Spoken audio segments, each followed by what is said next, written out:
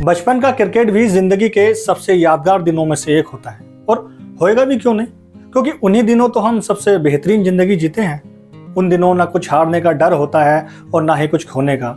जिंदगी में अगर कुछ होती हैं तो वो सिर्फ खुशियां ही खुशियां, ऐसी खुशियां जो फिर कभी वापस लौटकर नहीं आती, जो फिर कभी वापस लौटकर नहीं आती। और हमारे बचपन का क्रिकेट तो आज के क्रिकेट से बहुत अलग हुआ करता था। पूरे मोहल्ले में एक के पास बल्ला हुआ करता था और वही टीम का कप्तान हुआ करता था। सारे फैसले उसी के इशारे पे चलते थे, वो जैसा बोल दे सब वो ही मानते थे। बल्ला ना ले जाए इस डर से सबसे पहले बल्लेबाजी उसे ही दी जाती थी और एक दो बार तो उसे आउट ही नहीं लिया करते थे।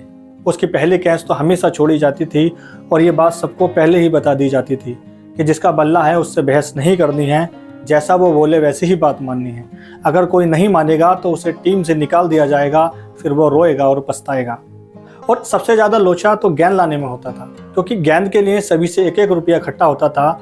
उसमें से आधे तो पैसा ना होने का बहाना बनाते थे, फिर भी बामुश्किल पैसा इकट्ठा करके गेंद लाते थे। गेंद का कवर उतरने के बाद भी उससे खेलते थे और फिर खोने या फटने तक उसे चलाते थे। उस वक्त पैसों की भले ही कमी होती थी, पर जिंदगी में सिर्फ खुशियाँ ही खुशियाँ होती थी। एक दूसरे के लिए आपस में दिलों में मैल नहीं होता था। अगर आपस में लड़े भी तो हाथों हाथ एक दूसरे को गले लगा लिया जाता था। पीठ पीछे किसी की बुराई नहीं की जाती थी, जो भी कमी होती उसे सामने ही बोल दिया जाता था। मैच में लड़ने वाला ही सबसे अच्छा दोस्त हुआ करता था, जो मैच खत्म होने के बाद कंधे से कंधा मिलाकर चलता था। दुश्मनी कभी नहीं होती थी आपस में, सिर्फ दोस्ती ही दोस्ती होती थी। सच में उस बचपन के क्रिकेट में लाखों करोड़ों खुशियाँ होती थी।